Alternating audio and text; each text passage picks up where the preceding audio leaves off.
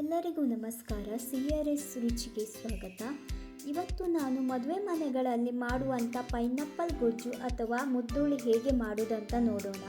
ತುಂಬಾ ಸುಲಭವಾಗಿ ರುಚಿಯಾದ ರೆಸಿಪಿ ಇದು. ಬನ್ನಿ ಹಾಗಿದ್ರೆ ಇದಕ್ಕೆ ಏನೆಲ್ಲ ಸಾಮಗ್ರಿಗಳು ಬೇಕಂತ ನೋಡೋಣ. ಮೊದಲಿಗೆ ಅರ್ಧ ಭಾಗದಷ್ಟು ಪೈನಾಪಲ್ನ ಚಿಕ್ಕ ಚಿಕ್ಕ ಪೀಸ್ಗಳಾಗಿ ಕಟ್ ಮಾಡಿ ಇಟ್ಕೊಂಡಿದ್ದೀನಿ. ಗೊಜ್ಜಿಗೆ ಚಿಕ್ಕದೇ ಪೀಸ್ಗಳು ಕಟ್ ಮಾಡ್ಕೊಳ್ಬೇಕು. ತುರಿದ 1 ಕಪ್ ಕಾಯಿ, 1/4 ಕಪ್ ತೆಂಗಿನೆಣ್ಣೆ, 1 ಸ್ಪೂನ್ ಸಾಸಿವೆ, 3 ಜಜ್ಜಿದ ಬೆಳ್ಳುಳ್ಳಿ, 5-6 ಕರಿಬೇವು, 1/2 ಸ್ಪೂನ್ ಮೆಂತೆ, 2 ಸ್ಪೂನ್ ಕೊತ್ತಂಬರಿ ಕಾಳು, 1/4 ಸ್ಪೂನ್ ಅರಿಶಿನ ಪುಡಿ, ಅರ್ಧ ಕಪ್ಪು ಶೇಂಗಾ, 3 ಸ್ಪೂನ್ ಕಡಲೆಬೇಳೆ, 3 ಸ್ಪೂನ್ ಉದ್ದಿನಬೇಳೆ, 7-8 ಒಣಮೆಣಸು, ಹಾಗೆಯೇ ಅರ್ಧ ಕಪ್ ಆಗುವಷ್ಟು ಬೆಲ್ಲವನ್ನು ತಗೊಂಡಿದ್ದೀನಿ. ಇವಾಗ ಬಾಣಲಿಗೆ 4 ಸ್ಪೂನ್ ತೆಂಗಿನ ಎಣ್ಣೆಯನ್ನು ಹಾಕ್ಕೊಳ್ತಿದ್ದೀನಿ. ಎಣ್ಣೆ ಕಾದ್ಮೇಲೆ 3 ಸ್ಪೂನ್ ಉದ್ದಿನಬೇಳೆ ಹಾಕ್ಕೊಂಡು 1 ಸೆಕೆಂಡ್ ಮೀಡಿಯಮ್ ಫ್ಲೇಮಲ್ಲೇ ಚೆನ್ನಾಗಿ ಫ್ರೈ ಮಾಡ್ಕೊಳ್ಬೇಕು. ಮೀಡಿಯಮ್ ಫ್ಲೇಮಲ್ಲೇ ಇಟ್ಕೊಂಡು ಚೆನ್ನಾಗಿ ಎಲ್ಲದೂ ಫ್ರೈ ಮಾಡ್ಕೊಳ್ಬೇಕು. ಸ್ವಲ್ಪ ಕಂದು ಬಣ್ಣ ಬಂದಮೇಲೆ 3 ಸ್ಪೂನ್ ಕಡಲೆಬೇಳೆ ಹಾಕ್ಕೊಳ್ಬೇಕು. ಹೀಗೇ ಮಿಕ್ಸ್ ಮಾಡ್ಕೊಳ್ಳುತ್ತಾ 1 ಸೆಕೆಂಡ್ ಚೆನ್ನಾಗಿ ಫ್ರೈ ಮಾಡ್ಕೊಳ್ಬೇಕು. ಚೆನ್ನಾಗಿ ಫ್ರೈ ಮಾಡ್ಕೊಂಡ್ಮೇಲೆ ಶೇಂಗಾವನ್ನು ಹಾಕ್ಕೊಳ್ಬೇಕು. ಅದು ಸಹ ಅಷ್ಟೇ ಹೀಗೇ ಮಿಕ್ಸ್ ಮಾಡ್ಕೊಳ್ಳುತ್ತಾ 1 ಸೆಕೆಂಡ್ ಫ್ರೈ ಮಾಡ್ಕೊಳ್ಬೇಕು. ಚೆನ್ನಾಗಿ ಫ್ರೈ ಮಾಡ್ಕೊಂಡ್ಮೇಲೆ 1/4 ಸ್ಪೂನ್ ಮೆಂತೆ, 2 ಸ್ಪೂನ್ ಕೊತ್ತಂಬರಿ ಕಾಳನ್ನು ಹಾಕ್ಕೊಂಡು ಚೆನ್ನಾಗಿ ಮಿಕ್ಸ್ ಮಾಡ್ಕೊಳ್ಬೇಕು. 7-8 ಒಣಮೆಣಸು ಹಾಕ್ಕೊಳ್ಬೇಕು. ಖಾರ ಇದ್ದರೆ 4-5 ಸಾಕಾಗುತ್ತೆ. ಇವಾಗ ಇದನ್ನು ಚೆನ್ನಾಗಿ ಮಿಕ್ಸ್ ಮಾಡ್ಕೊಳ್ಬೇಕು. ಚೆನ್ನಾಗಿ ಮಿಕ್ಸ್ ಮಾಡ್ಕೊಂಡ್ಮೇಲೆ 5-6 ಕರಿಬೇವನ್ನು ಹಾಕ್ಕೊಳ್ಬೇಕು. ಇವಾಗ ಇದನ್ನ ಚೆನ್ನಾಗಿ ಮಿಕ್ಸ್ ಮಾಡ್ಕೊಂಡ್ಮೇಲೆ ಮೆಣಸು ರೋಸ್ಟ್ ಆಗುವ ತನಕ ಚೆನ್ನಾಗಿ ಫ್ರೈ ಮಾಡ್ಕೊಳ್ಬೇಕು. ಮೆಣಸೆಲ್ಲ ಚೆನ್ನಾಗಿ ರೋಸ್ಟ್ ಆಗಿದೆ. ಇವಾಗ 1 ಕಪ್ ಕಾಯಿಯನ್ನು ಹಾಕ್ಕೊಳ್ಬೇಕು. ಹಾಗೆಯೇ 1/4 ಸ್ಪೂನ್ ಅರಿಶಿನ ಪುಡಿ ಹಾಕ್ಕೊಂಡು ಚೆನ್ನಾಗಿ ಫ್ರೈ ಮಾಡ್ಕೊಳ್ಬೇಕು. 2 ನಿಮಿಷ ಹಾಗೆಯೇ ಮಿಕ್ಸ್ ಮಾಡ್ಕೊಳ್ಳುತ್ತಾ ಚೆನ್ನಾಗಿ ಫ್ರೈ ಮಾಡ್ಕೊಳ್ಬೇಕು.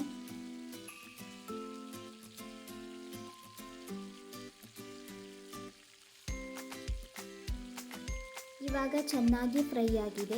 ಗ್ಯಾಸ್ ಆಫ್ ಮಾಡಿಬಿಟ್ಟು 5 ನಿಮಿಷ ತಣ್ಣಗಾಗ್ಲಿಕ್ಕೆ ಬಿಡಬೇಕು. ತಣ್ಣಗಾದ್ಮೇಲೆ ಮಿಕ್ಸಿ ಜಾರಿಗೆ ಹಾಕ್ಕೊಳ್ಬೇಕು. ಎಲ್ಲವನ್ನು ಹಾಕ್ಕೊಂಡ್ಮೇಲೆ ಎಷ್ಟು ಬೇಕೋ ಅಷ್ಟು ನೀರನ್ನು ಹಾಕ್ಕೊಳ್ಬೇಕಾಗುತ್ತೆ. ನಾನು ಅರ್ಧ ಗ್ಲಾಸ್ ನೀರನ್ನು ಹಾಕ್ಕೊಳ್ತಿದ್ದೀನಿ.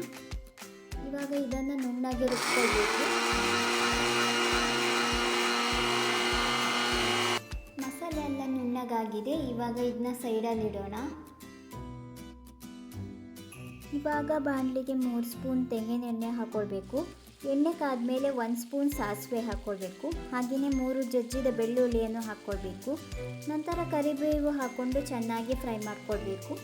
ಚೆನ್ನಾಗಿ ಫ್ರೈ ಆದಮೇಲೆ ರುಬ್ಬಿದ ಮಸಾಲೆಯನ್ನು ಹಾಕ್ಕೊಳ್ಬೇಕು. ಅದೇ ಕಪ್ನಲ್ಲಿ ನೀರನ್ನು ಹಾಕ್ಕೊಳ್ತಿದ್ದೀನಿ. 1 ಕಪ್ ಸಾಕು, ಜಾಸ್ತಿ ನೀರು ಹಾಕ್ಲಿಕ್ಕೆ ಹೋಗಬೇಡಿ. ಜಾಸ್ತಿ ನೀರು ಹಾಕಿದರೆ ಚೆನ್ನಾಗಿ ಬರಲ್ಲ. ಇವಾಗ ಚೆನ್ನಾಗಿ ಮಿಕ್ಸ್ ಮಾಡ್ಕೊಳ್ಬೇಕು. ಇವಾಗ ರುಚಿಗೆ ತಕ್ಕಷ್ಟು ಉಪ್ಪನ್ನು ಹಾಕ್ಕೊಳ್ತಿದ್ದೀನಿ. ಚೆನ್ನಾಗಿ ಮಿಕ್ಸ್ ಮಾಡ್ಕೊಳ್ಬೇಕು. ಇವಾಗ ಚೆನ್ನಾಗಿ ಮಿಕ್ಸ್ ಮಾಡ್ಕೊಂಡ್ಮೇಲೆ 2 ನಿಮಿಷ ಚೆನ್ನಾಗಿ ಕುದಿಬೇಕು. ಚೆನ್ನಾಗಿ ಕುದ್ಮೇಲೆ ಕಟ್ ಮಾಡಿಟ್ಟ ಪೈನಾಪಲನ್ನು ಹಾಕ್ಕೊಳ್ಬೇಕು. ಇವಾಗ ಚೆನ್ನಾಗಿ ಮಿಕ್ಸ್ ಮಾಡ್ಕೊಳ್ಬೇಕು. ಪೈನಾಪಲ್ನ ಫಸ್ಟಿಗೆ ಬೇಯಿಸ್ಕೊಳ್ಬೇಕಂತ ಇಲ್ಲ, ಹಾಗೆಯೇ ಹಾಕಿದರೂ ಆಗುತ್ತೆ. ಇವಾಗ 4 ನಿಮಿಷ ಚೆನ್ನಾಗಿ ಮೀಡಿಯಮ್ ಫ್ಲೇಮಲ್ಲೇ ಇಟ್ಕೊಂಡು ಬೇಯಿಸ್ಕೊಳ್ಬೇಕು. ಇವಾಗ ಅರ್ಧ ಕಪ್ ಆಗುವಷ್ಟು ಬೆಲ್ಲವನ್ನು ಹಾಕ್ಕೊಳ್ಬೇಕು. ಮಿಕ್ಸ್ ಮಾಡಿಕೊಂಡು 2 ನಿಮಿಷ ಚೆನ್ನಾಗಿ ಕುದಿಸಬೇಕು. ಅರ್ಧ ಕಪ್ ಬೆಲ್ಲ ಸಾಕಾಗಿಲ್ಲ ಅಂದರೆ ಟೇಸ್ಟ್ ನೋಡಿ ಬೆಲ್ಲವನ್ನು ಮತ್ತೆ ಹಾಕ್ಕೊಳ್ಳಿ. ಚೆನ್ನಾಗಿ ಕುದ್ದಿದಷ್ಟು ಟೇಸ್ಟ್ ಚೆನ್ನಾಗಿ ಬರುತ್ತೆ. ನೋಡಿ ಎಷ್ಟು ಚೆನ್ನಾಗಿ ಕುದ್ದಿದೆ ಅಂತ. ಈ ರೀತಿಯಾದಂಥ ಪೈನಾಪಲ್ ಗೊಜ್ಜು ಅರ್ಧ ಗಂಟೆಯಲ್ಲೇ ರೆಡಿ ಮಾಡ್ಕೊಳ್ಬೋದು. ಎಷ್ಟು ಚೆನ್ನಾಗಿ ಬಂದಿದೆ ನೋಡಿ. ಪೈನಾಪಲ್ ಗೊಜ್ಜು ಅಥವಾ ಮುತ್ತುಳ್ಳಿ ರೆಡಿಯಾಗಿದೆ. ಇವಾಗ ಗ್ಯಾಸ್ ಆಫ್ ಮಾಡ್ಕೊಳ್ಳೋಣ. ಎಷ್ಟು ರುಚಿಯಾಗಿ ಬಂದಿದೆ ಅಂದರೆ ಅಷ್ಟು ರುಚಿಯಾಗಿ ಬಂದಿದೆ.